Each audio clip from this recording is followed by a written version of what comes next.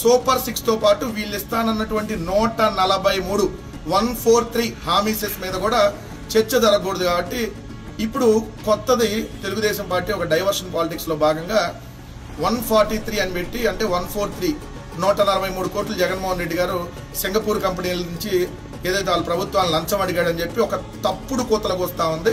వాళ్ళ ఇష్టం వచ్చినట్టుగా తప్పుడు మాటలు మాట్లాడుతూ ఉంది. వీళ్ళకి అలవాటే అదానీ దగ్గర లంచం అడిగాడని, తీసుకున్నాడని, వీళ్ళ దగ్గరని. ఎందుకంటే ఇలా బతుకంతా అంతే కదా.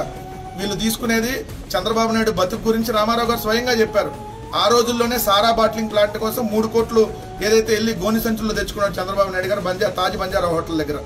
ఏదైతే పశువు కంటే హీనము గాంధీని చంపినటువంటి గాడ్సే కంటే నీచుడు నా అల్లుడు చంద్రబాబు నాయుడు అని స్వయంగా ఏదైతే పిల్లనిచ్చినటువంటి మావ రామారావు గారే చెప్పారు.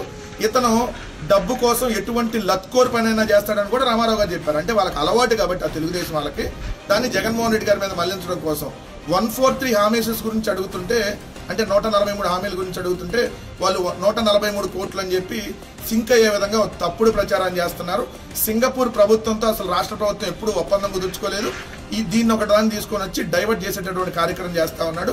వీళ్ళు ఎన్ని రకాలుగా డైవర్ట్ చేసినా ఈ రాష్ట్రంలో చంద్రబాబు నాయుడు గారి ఆధ్వర్యంలో జరుగుతున్నటువంటి దోపిడీ మీద మాత్రం ఖచ్చితంగా వైఎస్ఆర్ కాంగ్రెస్ పార్టీ ప్రశ్నిస్తూనే ఉంటుంది, పోరాటాలు చేస్తూనే ఉంటుంది.